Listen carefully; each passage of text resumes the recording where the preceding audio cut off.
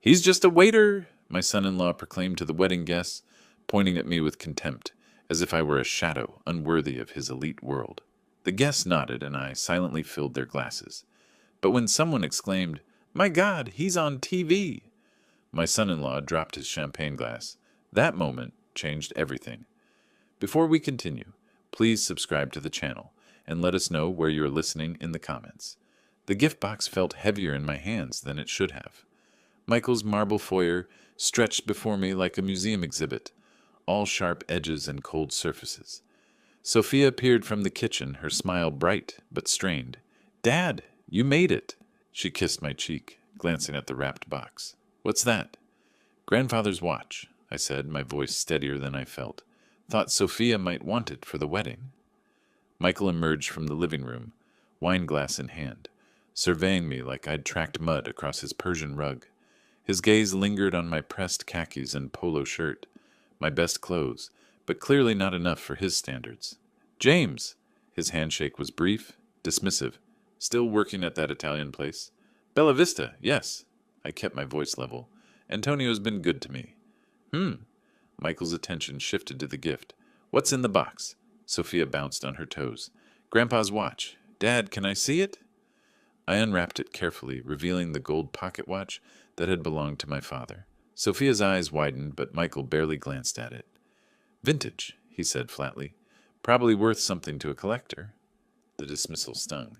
This wasn't about money. It was about family, about history. But before I could explain, Aunt Mary called from the dining room. "Dinner's ready." We moved to the table, another showcase of Michael's wealth. Crystal glasses caught the light from an ornate chandelier. I took the seat Sophia indicated, feeling increasingly out of place among the expensive settings. "So," I began, attempting conversation, "the wedding planning must be exciting. How many guests are you expecting?" Michael cut his steak with surgical precision. "We're keeping it intimate. Close friends, professional associates." "My colleagues from the firm," Sophia added. "Michael's business partners. Family, of course." "Of course," Michael echoed, but something in his tone made me look up. The conversation continued around me. Wedding venues, catering choices, flower arrangements. I listened, offering occasional comments, but Michael's responses grew shorter, his glances more pointed. Finally, he set down his fork. "James, I think we should discuss something." Sophia's fork paused halfway to her mouth. "Michael, it's about the wedding," he continued, his voice taking on a boardroom authority. "I've been thinking about the guest list, the atmosphere we want to create." My chest tightened. "What about it?" "Well," Michael leaned back in his chair, completely at ease. "My guests are influential people. Tech executives, venture capitalists, city council members. This isn't just a celebration, it's a networking opportunity." "Michael," Sophia's voice held a warning. He ignored her. "I need to be direct, James. You're a waiter. My guests move in different circles. Your presence would be problematic." The words hit like a physical blow. I felt my face flush, my hands tighten on my napkin. Around the table, silence settled heavy as lead. "That's my father," Sophia said, her voice sharp. "And I respect that," Michael replied smoothly. "But this wedding is an investment in our future. I won't risk my reputation because of misplaced sentimentality." I found my voice. "I raised Sophia. I worked double shifts to pay for her education. That was admirable," Michael cut me off. "But this is reality. You serve food for a living. My guests create jobs, fund startups, influence policy. Do you really think you belong in that conversation?" The room spun slightly. Sophia was saying something, her voice rising, but the blood rushing in my ears made it hard to focus. Aunt Mary cleared her throat uncomfortably. Michael stood up, his decision made. "Perhaps we should continue this discussion privately. James, would you join me on the terrace?" The sliding door closed behind us with a soft click, cutting off Sophia's protests from inside. Michael's terrace was like everything else in his house, expensive, designed to impress. Below us, workers were setting up white chairs in the garden, stringing lights between trees. My daughter's wedding preparations happening right in front of me. Michael positioned himself against the railing, the garden backdrop framing him like a portrait of success. I stood awkwardly near the door, still clutching the gift box. "Beautiful view, isn't it?" He gestured toward the city lights beyond his property. "This house cost me $2.3 million. The wedding alone is running $200,000. The number hit me like a slap. $200,000? I'd never seen that much money in my lifetime, let alone spend it on a single day. 200? I started. 1,000, yes. Michael's smile was cold. Flowers are 15 grand. The photographer, another 8. Sophia's dress? $12,000. Each figure was a reminder of the gap between us. I watched the workers below arranging chairs that probably cost more than my monthly rent. "I paid for Sophia's college," I said, my voice quiet but steady. 4 years at Berkeley. Worked double shifts. Saved every tip. For her apartment when she graduated. For her car. That was then. Michael's interruption was sharp. This is now. She's my responsibility. And I'm telling you, your presence at this wedding would be an embarrassment. The words burned. I looked down at the gift in my hands. My father's watch that had seemed so meaningful an hour ago. You can't just... I can, and I will. Michael moved closer, his voice dropping to a whisper. "Do you understand what this day means? Senator Williams will be there. The mayor. CEOs whose companies could change Sophia's future. And you want to, what, serve them drinks?" Through the glass door, I could see Sophia pacing in the dining room, her face twisted with worry. She kept glancing toward the terrace, but made no move to interrupt. "She's my daughter," I said. "She's my fiancée." Michael's voice was final. "And I won't let you turn her wedding into a charity case. This isn't about family sentiment, James. This is about protecting what matters." The workers below had nearly finished with the chairs. Row after row of white seats, all facing an altar where my daughter would marry this man, where I wouldn't be allowed to sit. "Fine." The word came out barely audible. "I won't come." Michael's expression didn't change, but I caught a flicker of satisfaction in his eyes. "I'm glad we understand each other." I turned toward the door, the conversation clearly over. My reflection in the glass looked old, defeated. Behind me, Michael remained at the railing, probably already planning which important person would sit in what should have been my seat. "James." His voice stopped me at the door. "Leave the watch. Sophia shouldn't be burdened with reminders of complications." I paused, my hand on the door handle. The gift box felt impossibly heavy. Without looking back, I stepped inside, walking past Sophia's questioning gaze, past Aunt Mary's concerned frown. I made it to the front door before Sophia caught up with me. "Dad, wait." "It's fine, sweetheart." I kissed her forehead, still holding the unwrapped watch. "Congratulations on your engagement." I walked to my car without looking back, the weight of Michael's dismissal settling into my bones like winter cold. The drive home took me through 3 different worlds.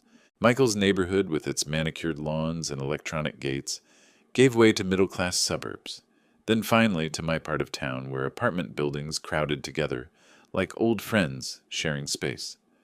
My building had no doorman, no marble foyer, just a lobby with fluorescent lights and mailboxes that hadn't been painted in years. I climbed 2 flights of stairs, my legs feeling heavier with each step. Inside my 1-bedroom apartment, the silence was complete. No expensive artwork on the walls, no crystal glasses catching light from designer fixtures. Just photographs of Sophia at various ages, graduation, birthdays, Christmas mornings when money was tight, but happiness was abundant. I set the watch box on my kitchen table and stared at it. Grandfather's watch, passed down through 3 generations of Collins men. "Worth something to a collector," Michael had said, as if its only value was monetary. The calculator sat in my desk drawer, beneath old bills and expired coupons. I pulled it out and started adding. Sophia's tuition, $42,000 per year. Room and board, $18,000 annually. Her car, the down payment had been $3,000 from my savings. Her security deposit when she moved out, another $2,000. The numbers blurred together. Over $200,000, earned 1 table at a time, 1 tip at a time. 20 years of double shifts and aching feet and polite smiles for customers who barely saw me as human. My phone buzzed. Sophia's name appeared on the screen. "Dad?" Her voice was thick with tears. "I'm so sorry about tonight." "It's okay, sweetheart."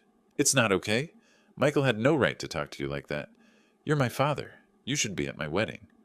I closed my eyes, listening to her pain. Sometimes life isn't fair, Sophia, but I'll find a way to be there for you. How? Michael meant what he said.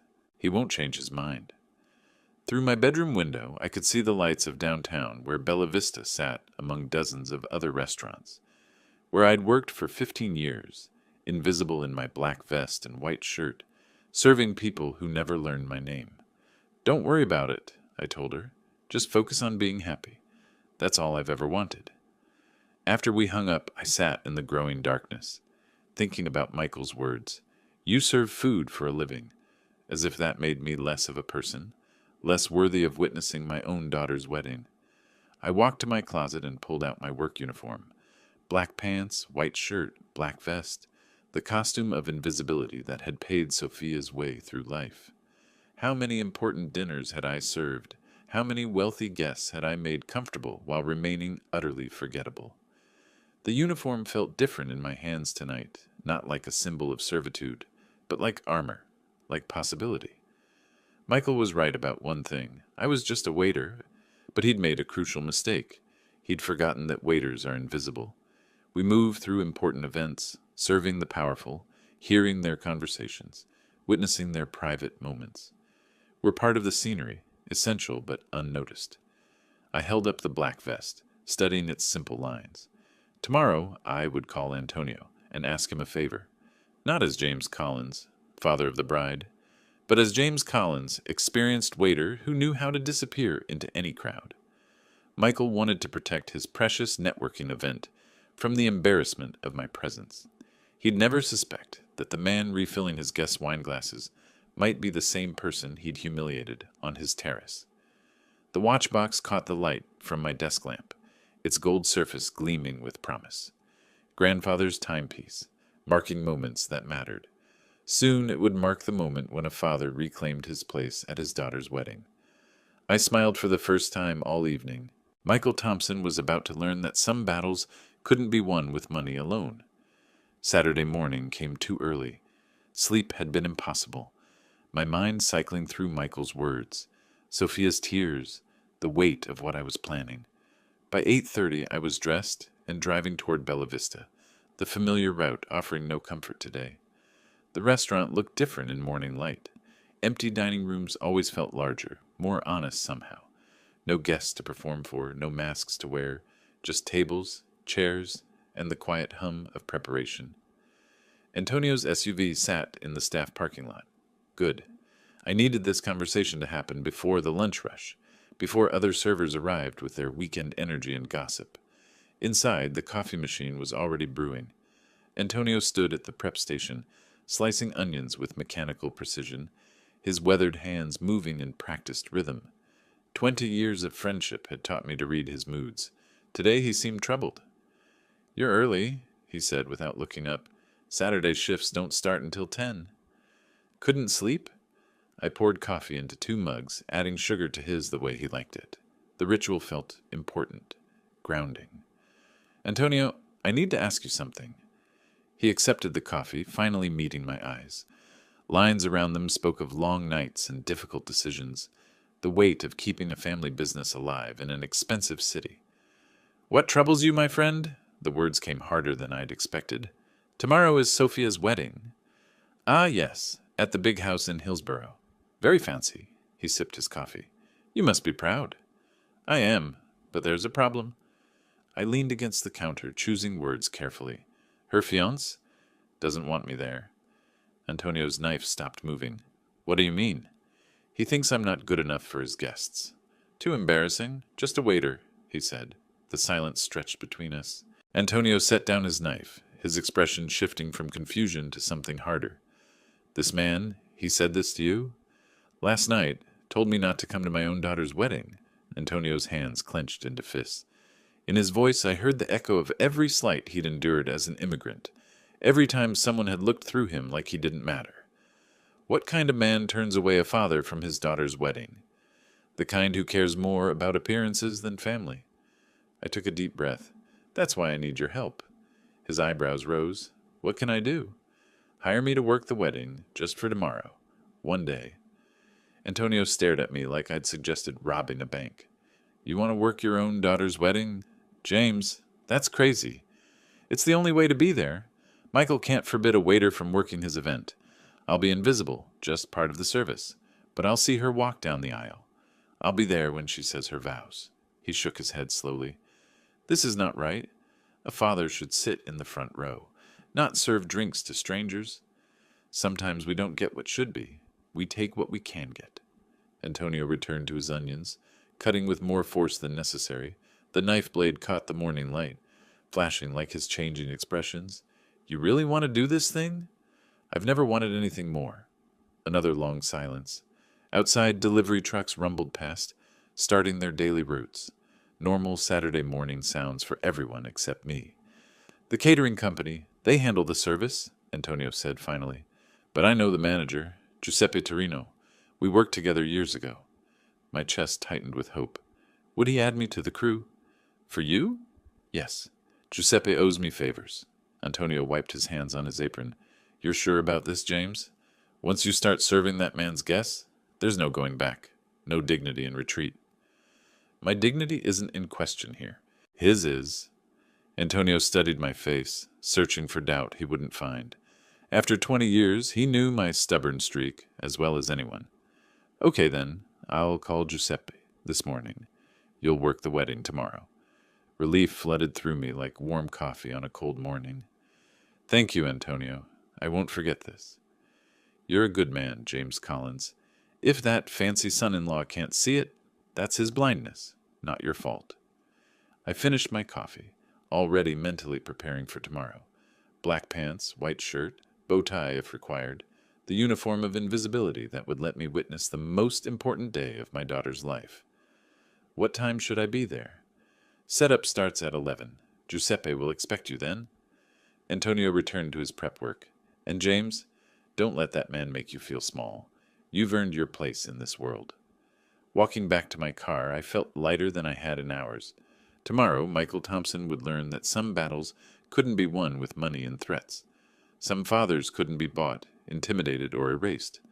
The morning sun felt warmer on my face. One more day to wait. The afternoon setup at Bella Vista's private dining room moved with mechanical efficiency. 6 hours had passed since my conversation with Antonio. 6 hours of regular lunch service, smiling at customers, pretending normalcy while my mind counted down to tomorrow. Round tables filled the space like white-clothed islands, each one requiring precise spacing for servers to navigate. I moved between them with practiced ease, adjusting angles, ensuring the room flowed properly for tomorrow's service. Crystal glasses caught light from the chandeliers Antonio had installed last year, each table setting a small masterpiece of folded napkins and polished silverware. Sophia's wedding reception would be beautiful, even if I'd only see it from the kitchen's perspective. The sound of voices from the lobby made me look up. Sophia's laugh carried through the doorway, bright and nervous, followed by heavier footsteps on marble floors. Michael's voice cut through the afternoon quiet. The flowers should be positioned there, not blocking the dance floor. My hands stilled on the tablecloth I was adjusting. They were here for the final walkthrough, checking details for tomorrow's perfection. I hadn't expected this, hadn't prepared for seeing them before the wedding day. Dad? Sophia's voice floated from the doorway. I turned, forcing a smile. She looked radiant in her casual clothes, cheeks flushed with excitement and pre-wedding stress. Behind her, Michael's expression shifted from confusion to recognition to something much darker. What are you doing here? His words came out sharp, accusatory. Working, I kept my voice level, professional. Antonio asked me to help with setup. Michael's face went rigid. You can't be serious. Sophia stepped between us, her wedding glow dimming. What's wrong now? Your father is manipulating the situation, Michael said, his voice rising. I told him not to come to the wedding, so he gets himself hired as staff. I'm here to work, I repeated, straightening another chair. Nothing more.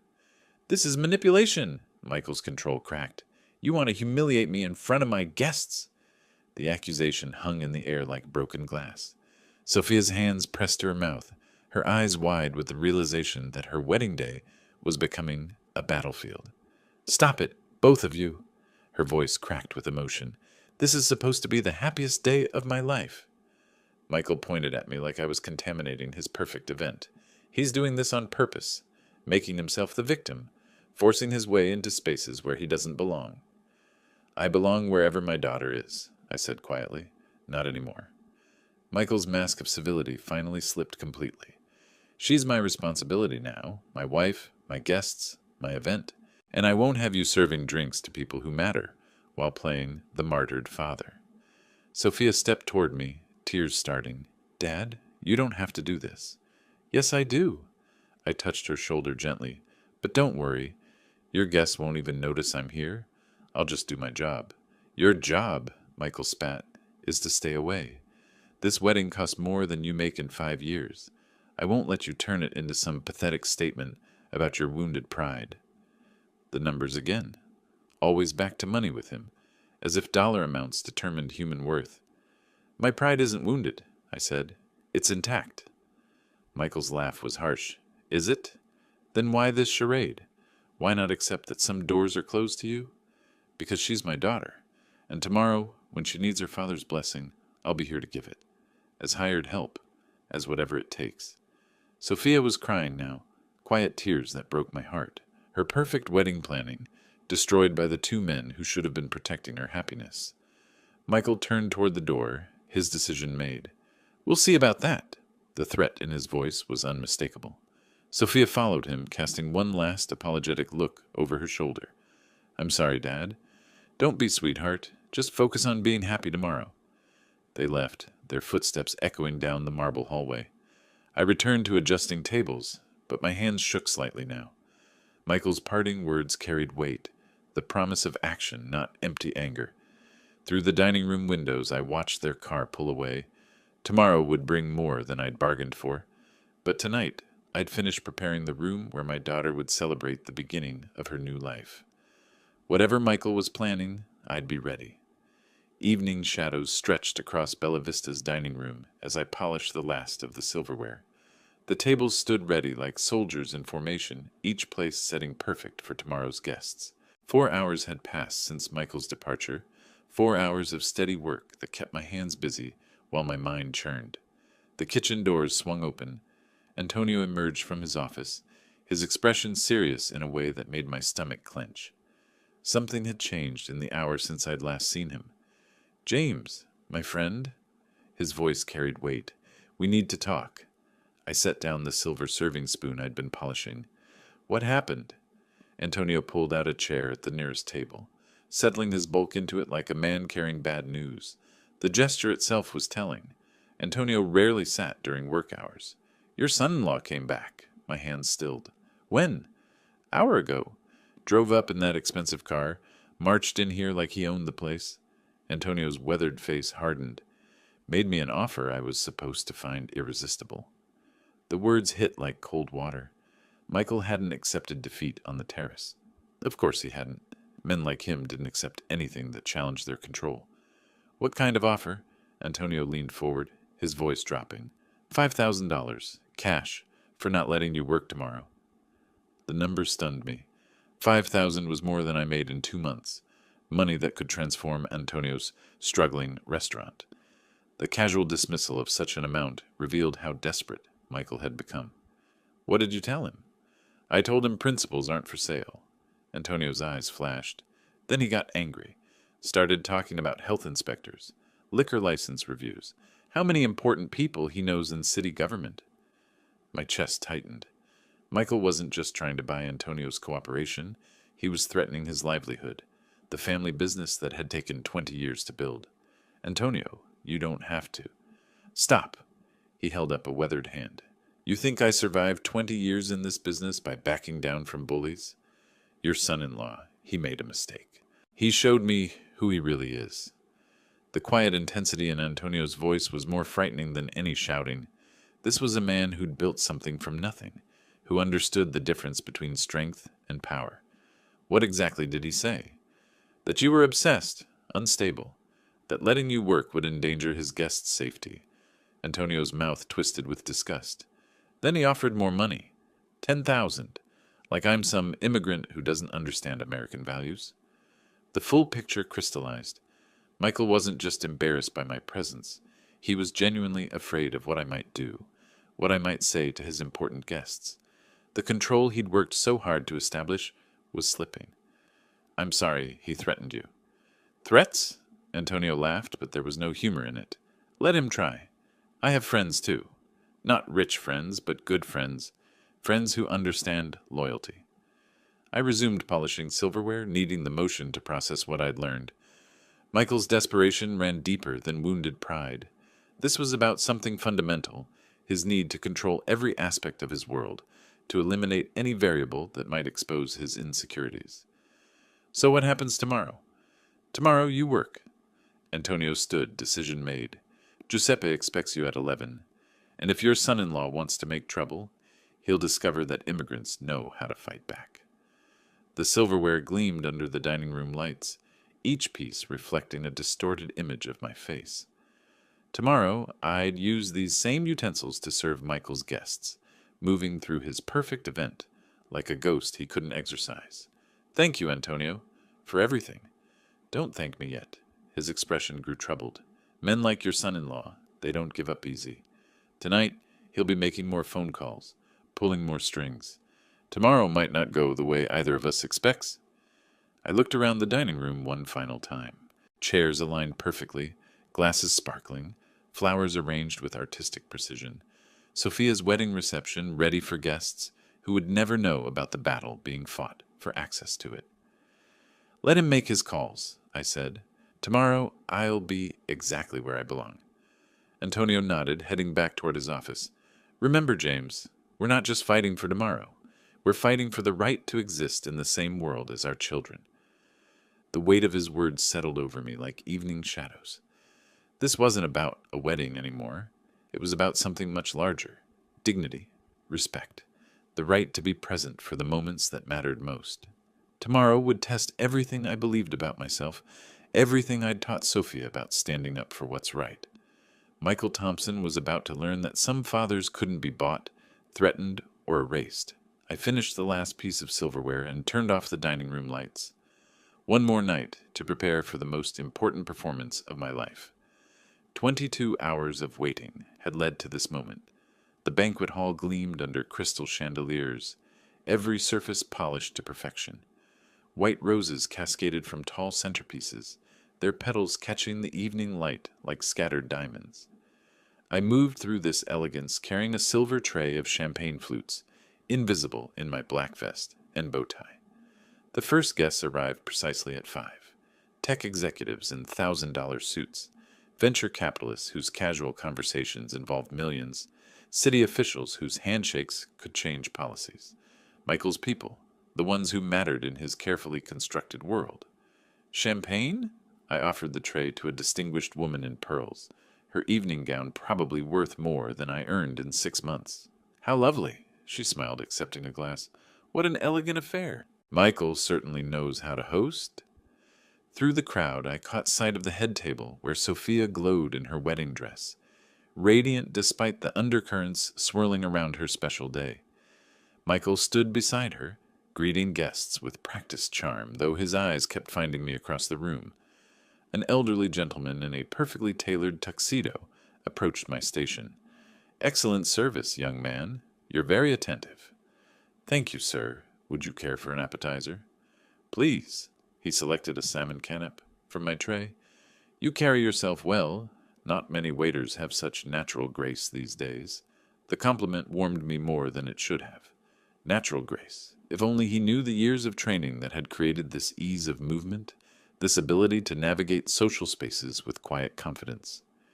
"James has worked with us for many years." Antonio's voice came from behind me. "One of our finest staff members." The gentleman nodded approvingly. "It shows. Proper service is becoming a lost art." Michael's voice carried across the room as he laughed at someone's joke, but his laughter seemed forced, his glances in my direction increasingly frequent. Each time our eyes met, I saw the same calculation, wondering when I might crack, when the humiliation might become too much. A young woman in a stunning blue dress approached. "Excuse me, could you help my grandmother to her seat? She's having trouble with her walker." "Of course." I set down my tray and offered my arm to the elderly lady, guiding her carefully between tables. Her grateful smile reminded me of similar moments from long ago, when courtesy wasn't just professional training, but natural instinct. "Such a gentleman," she murmured. "Your parents raised you well." If only she knew my parents had been gone for decades, that everything I'd learned about grace under pressure came from years of performing, for audiences far larger than this one. The dining room filled steadily with Michael's chosen guests. Each face represented influence, wealth, connections that could advance careers or destroy them with a whispered word. They spoke in the casual tones of those accustomed to power, discussing stock options and political appointments like others might talk about weather. Sophia caught my eye from across the room and offered a subtle smile, grateful, apologetic, proud. In that moment, she looked exactly as she had at 5 years old, when she'd insisted I wear a crown to her imaginary tea parties, because fathers should look important too. Michael moved toward the head table, preparing for the traditional toasts. His confidence seemed restored now, surrounded by his peers, secure in his territory. The nervous energy from yesterday had transformed into something more dangerous, the assurance of a man who believed he controlled every variable. I refreshed champagne glasses around the room, ensuring everyone was prepared for the formal ceremony portion of the evening. The crystal sang softly as glasses touched, a delicate music that spoke of celebration and joy. At the head table, Michael stood and tapped his glass with a silver spoon. The room's conversation gradually quieted, all attention turning toward the groom, who commanded their respect through wealth and influence. "Ladies and gentlemen," his voice carried easily across the space, "if I could have your attention for a moment."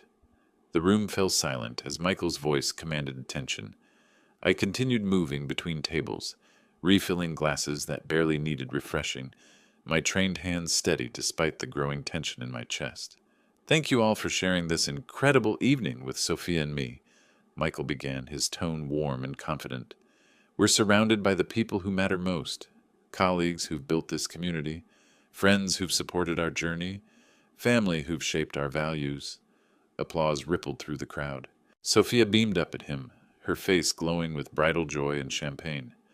I paused near a corner table, champagne bottle poised, waiting for the toast to conclude. Michael's expression shifted subtly, his eyes finding mine across the room. Success in life comes from understanding your place, from recognizing what truly matters. We've invited people tonight who represent excellence, achievement, the very best of what our society offers. Something cold settled in my stomach. The toast was taking an unexpected turn, moving away from traditional celebration towards something more pointed. "Which makes it important," Michael continued, his voice gaining edge, "to acknowledge different levels of contribution. Not everyone reaches the same heights. Not everyone matters equally." Several guests shifted uncomfortably. This wasn't the warm, unifying message wedding toasts typically delivered. Take this man, for instance. Michael's hand gestured directly at me, causing every head in the room to turn. "James Collins. He's just a waiter. Never amounted to anything significant. Never built anything lasting. A man who peaked in his 20s and has spent 40 years sliding downward." The champagne bottle felt impossibly heavy in my hands. Sophia's face had gone white, her eyes wide with horror. Around the room, guests exchanged uncertain glances, clearly uncomfortable with the cruelty unfolding before them. "He wants to be part of this celebration." Michael's voice grew stronger, fed by the attention. "But the truth is, there are makers and there are servers, leaders and followers, people who matter and people who simply exist to facilitate the lives of those who do." I set the champagne bottle on the nearest table with careful precision. My hands remained steady, though my heart hammered against my ribs. "Michael, please stop." Sophia's voice was barely audible, lost in the stunned silence. But Michael was beyond stopping now, drunk on power and the intoxication of public dominance. "Some people spend their lives dreaming of significance, while others actually achieve it. The difference is fundamental, unchangeable. Natural selection in action." I straightened my bow tie and smoothed my vest, habits from another lifetime asserting themselves automatically. When I spoke, my voice carried clearly across the silent room. "Would anyone like more champagne?" The simple question, delivered with perfect composure, seemed to break Michael's momentum. He stared at me, perhaps expecting anger, tears, or defensive justification. Instead, he found the same professional courtesy I'd shown every guest that evening. A few people nodded mutely. I retrieved my bottle and continued my rounds, moving between tables with the same graceful efficiency I'd maintained all evening. Each pour was precise, each interaction courteous and warm. Michael remained standing, his toast hanging unfinished in the air. The cruel words had achieved their purpose, establishing his dominance, demonstrating his power to humiliate without consequence. But something in my calm response seemed to rob him of the satisfaction he'd expected. An elderly woman near the window cleared her throat. "Perhaps we should eat dinner now?" Others murmured agreement, grateful for any escape from the uncomfortable moment. Sophia pressed her napkin to her eyes, trying to preserve her makeup while processing the horror of what had just occurred. I reached their table last, approaching with the same professional demeanor I'd shown everyone else. "More champagne for the bride and groom?" Sophia looked up at me with tears threatening to spill. "Dad, I'm so sorry." "It's your wedding day, sweetheart. Nothing else matters." Michael watched our exchange with narrowed eyes, perhaps realizing that his public attack had failed to break me as intended. If anything, my composure made his cruelty appear petty and small. The room buzzed with uncomfortable energy, guests struggling to process what they'd witnessed. Conversations restarted gradually, but the celebration's joy had been poisoned by Michael's display of power. I moved toward the kitchen to check on the next course, leaving behind a room full of people who would remember this evening not for its elegance, but for the moment when a groom chose cruelty over celebration. The damage was done, but I was still standing. 15 minutes had passed since Michael's toast, and the room still hummed with residual discomfort. Conversations had resumed, but they carried an artificial quality, guests working harder than usual to maintain festive spirits. I continued my service rounds, offering second helpings and clearing plates with the same quiet efficiency. Near the far wall, a young man in his 20s sat scrolling through his phone, occasionally glancing at the television mounted above the bar. Bella Vista kept classic films playing during events, Antonio's touch of old Hollywood glamour that distinguished his venue from sterile hotel ballrooms. The young man's attention drifted between his device and the screen, where black and white images flickered in the background of the wedding chatter. Something caught his focus, causing him to lean forward and study the television more intently. I was clearing glasses from a nearby table when I heard his sharp intake of breath. "Oh, my word," he said, loud enough to catch his companion's attention. "He's on television." Several guests looked up from their conversations, following his gaze to the screen above the bar. The young man's excitement was infectious, drawing more eyes toward whatever had captured his interest. "That's the same man." His voice carried clearly across the dining room now. "The waiter!" The word rippled through nearby tables like a stone dropped in still water. Heads turned between the television screen and my position near the dessert station, trying to understand the connection being made. An elderly woman in an emerald dress peered over her glasses at the screen, then at me, then back again, her face transformed with recognition and wonder. "I remember that film," she said, her voice trembling with excitement. "He was wonderful. Such presence, such natural ability." More guests were turning now, drawn by the growing commotion. The television showed a young man in a naval uniform, his face earnest and hopeful as he spoke to someone off camera. The image was crisp despite its age, every detail clear under the restaurant's careful lighting. "That's definitely him," another voice confirmed. 30 years younger, but absolutely the same person. I felt the weight of every gaze in the room settling on me like spotlights. The careful invisibility I'd maintained all evening evaporated in an instant, replaced by the uncomfortable exposure I'd spent decades avoiding. Michael's champagne glass slipped from his fingers, hitting his plate with a sharp crack that seemed to echo through the sudden quiet. His face had gone pale, mouth slightly open as he stared between the television and me. "Ladies and gentlemen," the young man called out, now standing in his excitement, "we have a genuine movie star serving our champagne." The revelation spread through the room like wildfire. Guests pulled out phones, searching movie databases and streaming services. Elderly attendees shared memories of seeing my films in theaters, their voices growing animated with nostalgia and discovery. James Collins, one woman read from her phone. 7 major films between 1988 and 1995. Golden Globe nomination for Atlantic Crossing. Sophia's hands pressed to her mouth, her eyes wide not with shame but with dawning understanding. She was seeing her father's sacrifices through new eyes, comprehending the magnitude of what he'd given up for her future. I continued clearing the table in front of me, my movements unchanged despite the scrutiny. The young man on the television screen delivered his lines with passion and conviction, while the older man in the dining room simply did his job. "Why didn't you say anything?" a guest called out, his tone respectful rather than mocking. I looked up from the plates I was stacking, meeting his gaze with the same quiet dignity I'd maintained all evening. "Tonight isn't about me." The simple response seemed to deepen the room's fascination. Here was a man who had commanded theater screens, who had been recognized and celebrated, now serving champagne without seeking recognition or special treatment. Michael remained frozen at the head table, his elaborate plans for dominance crumbling around him.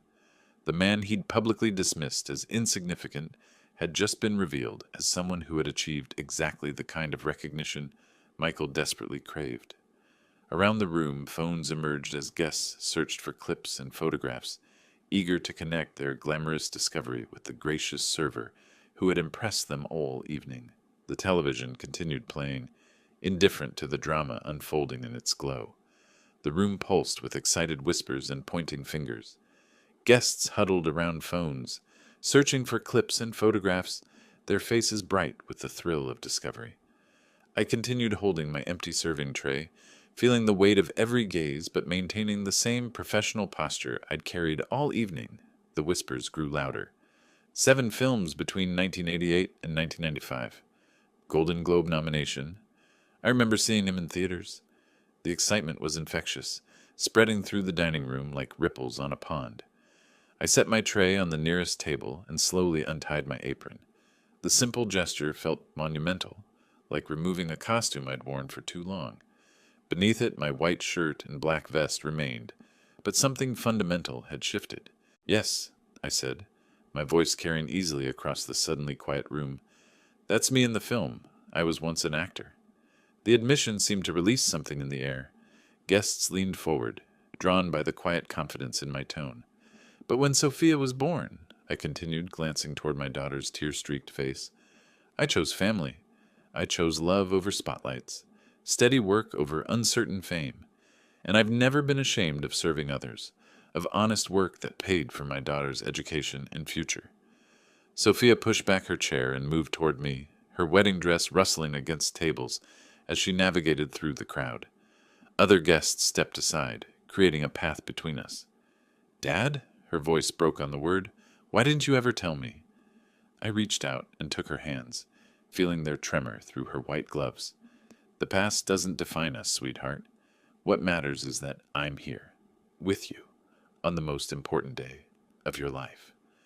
Tears spilled down her cheeks, carrying mascara in dark trails. "You gave up everything for me." "I gained everything," I corrected. "A daughter who became an extraordinary woman. 28 years of watching you grow, learn, succeed. No role could have given me that." Around us, the room had fallen completely silent. Even the kitchen staff had emerged from their station, drawn by the emotion unfolding in their dining room. An elderly man near the windows stood first. "You're a true gentleman, sir." The words seemed to break a dam. Other guests rose, their applause starting tentatively but growing stronger. Soon the entire room was standing, celebrating not the revelation of a former celebrity, but the recognition of genuine character. "To James!" someone called out. "To real men who choose family," another voice added. The applause continued, warm and sustained. I looked around at faces that had witnessed my humiliation an hour earlier and now showed nothing but respect and admiration. Sophia wrapped her arms around me, her wedding veil cascading over both our shoulders. "I'm so proud to be your daughter." At the head table, Michael remained seated, his face pale and his champagne glass forgotten in his hand. The man who had publicly dismissed me as insignificant now faced the reality of what he'd done. humiliated a respected actor in front of people who would remember this moment for years. The applause gradually faded, but the energy in the room had completely transformed. Guests approached with warm handshakes and genuine smiles, no longer seeing a servant, but recognizing a fellow human being worthy of respect. "Mr. Collins," a young woman said, "I just found clips from Atlantic Crossing online. Your performance was incredible." "Thank you," I replied simply, "but tonight belongs to Sophia and Michael." The mention of his name seemed to awaken something in the groom. Michael stood slowly from his chair, his movements uncertain, like a man learning to walk again after a long illness. Our eyes met across the room, and I saw something I hadn't expected: genuine shame, the first crack in his armor of arrogance and control. The celebration continued around us, but I found myself needing a moment away from the attention. 20 years of invisibility had made the sudden spotlight uncomfortable, despite its warmth. I moved toward the bar area, seeking the quiet corner where Antonio kept coffee warm for his staff. The familiar ritual of pouring coffee helped steady my hands. Steam rose from the cup, carrying the rich aroma that had punctuated countless shifts at Bella Vista. Some things remained constant even when everything else changed.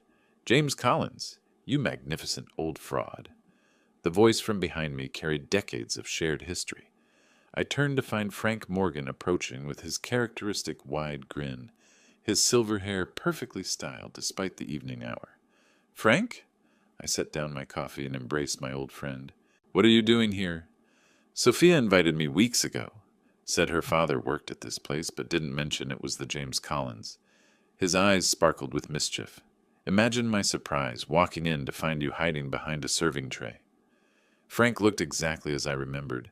Expensive suit, confident posture, the bearing of a man who'd never left the industry that had defined both our youths. "I'm not hiding," I said. "I'm working." "Working? James, do you know what's happening with your films? Atlantic Crossing plays on retro channels monthly. Complete cult classic. Young filmmakers study your performance techniques." The information felt surreal. While I'd been serving champagne and clearing tables, somewhere in the world people were analyzing work I'd done 30 years ago. "That's wonderful, Frank, but I'm serious. There's talk of a documentary about actors who disappeared at their peak. Your name comes up constantly."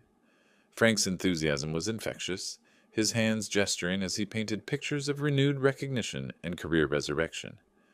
"My life is here now," I interrupted gently, "with family, with work that matters." Frank studied my face, perhaps seeing something he hadn't expected. "You're really content, aren't you? Serving tables when you could be commanding stages again?" Through the doorway, I could see Sophia mingling with guests, her face glowing with pride and love. Michael remained at the head table, still processing the evening's revelations. "More than content," I said. "Fulfilled in ways I never was during my acting days. But the opportunities, James. The industry has changed. Character actors are in demand. Your experience, your natural presence." Frank paused, reading my expression. "You're not even tempted?" I picked up my coffee again, letting its warmth seep through the porcelain into my palms. "Success isn't measured in spotlights, Frank. It's measured in the love of people who matter." Frank followed my gaze toward Sophia, understanding dawning in his expression. "She doesn't know, does she? About how big you really were?" "She knows I love her. Everything else is just background noise." "James Collins, the philosopher," Frank chuckled, but his tone carried respect rather than mockery. "You always were different from the rest of us." "Not different, just clear about priorities."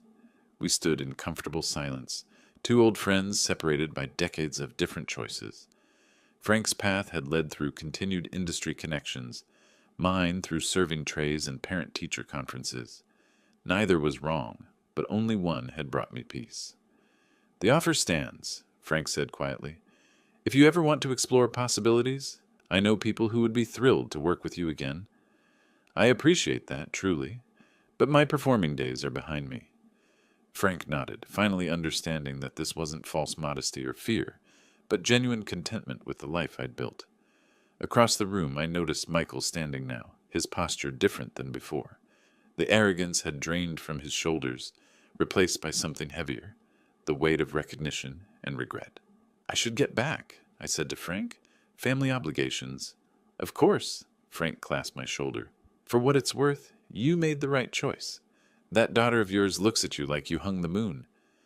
As Frank melted back into the crowd of guests, I finished my coffee and prepared to return to whatever came next. The evening had brought revelations I'd never expected, but my priorities remained unchanged. Sophia's happiness, family peace, the simple satisfaction of work well done. Michael was walking toward the microphone now, his face set with determination. Michael's approach to the microphone drew every eye in the room. His earlier confidence had evaporated, replaced by the careful movements of a man navigating unfamiliar, emotional territory. I remained near the bar, watching as my son-in-law prepared to address the same audience he'd commanded so cruelly an hour before. He tapped the microphone, and the room quieted instantly. Wedding guests who had been chatting excitedly about my acting career turned their attention to the man who had publicly humiliated me, curious about what he might say now. "Ladies and gentlemen," Michael began, his voice lacking its previous authority. "Earlier tonight, I said things that were inexcusable. I want to apologize, especially to James." The silence was absolute. Even the kitchen staff had stopped their cleanup to listen. I was wrong, completely wrong. Michael's eyes found mine across the room. He's not just a waiter. He's a wonderful father, a man of genuine character, and someone who gave up fame to raise his daughter with love and dedication. His voice caught slightly on the words, the practiced businessman struggling with public vulnerability. I judged him by superficial standards, by income and social position, when I should have recognized the depth of his character. James Collins is more of a man than I realized, and I'm sorry it took this evening for me to see it. Michael paused, gathering courage for what came next. "James, if you'll accept it, I'd like to start over, not as the embarrassing father-in-law I tried to hide, but as Sophia's beloved father, welcomed and honored in our family." The room held its breath. All eyes turned to me, waiting for my response to this public reversal. I walked toward the head table, my steps measured and calm. Sophia watched with tears streaming down her face, her hands pressed to her heart. "Thank you, Michael," I said, my voice carrying clearly through the quiet room. "Family is what matters most. Everything else is just noise." I extended my hand to him. He took it with both of his, the gesture more than a handshake. It was a bridge across the chasm his earlier cruelty had created. "I'm sorry," he whispered, loud enough for nearby guests to hear. "I was threatened by your relationship with Sophia, scared you'd make me look small by comparison." "You did that yourself," I replied gently, "but we can move forward from here." Sophia stood and moved toward us, her wedding dress flowing around her like clouds. She wrapped her arms around both of us, creating a circle of reconciliation that had seemed impossible an hour earlier. "I love you both," she said through tears of joy rather than pain. The room erupted in applause, but this time it felt different. Not the polite recognition of social obligation, but genuine celebration of authentic resolution. Guests rose from their seats, raising glasses in spontaneous toasts. "To James! To family! To real character!" Antonio emerged from the kitchen, his weathered face bright with satisfaction. 20 years of friendship had led to this moment of vindication, and his smile said everything words couldn't express. As the applause continued, Michael turned to address the room one final time. Tonight was supposed to be about celebrating love and new beginnings. It took me too long to realize that love includes honoring the people who shaped the woman I'm lucky enough to marry. He lifted his champagne glass. "To James Collins, actor, father, and the man who taught my wife that true success means putting family first." The toast echoed through the room, glasses clinking in harmony rather than obligation. The celebration that had begun as a display of wealth and status had transformed into something deeper, a recognition of authentic values and genuine character. Sophia took my arm as the formal dinner concluded and the dancing began. "Would you honor me with the father-daughter dance, Dad?" "Always," I replied. As we moved onto the dance floor, I caught sight of my reflection in the mirrors along the wall, still wearing my waiter's vest and bow tie, but somehow looking different. Not like hired help, but like exactly who I was, a father celebrating his daughter's happiness. The music began, and Sophia and I danced while wedding guests formed a circle around us. Michael watched with a genuine smile, his earlier arrogance replaced by what looked like gratitude. Frank appeared at the edge of the crowd, raising his glass in a subtle salute to the man who had chosen love over acclaim, and found both in the end. If you like this story, please like this video, subscribe to the channel, and share your impressions of this story in the comments. To listen to the next story, click on the box on the left. Thank you for watching.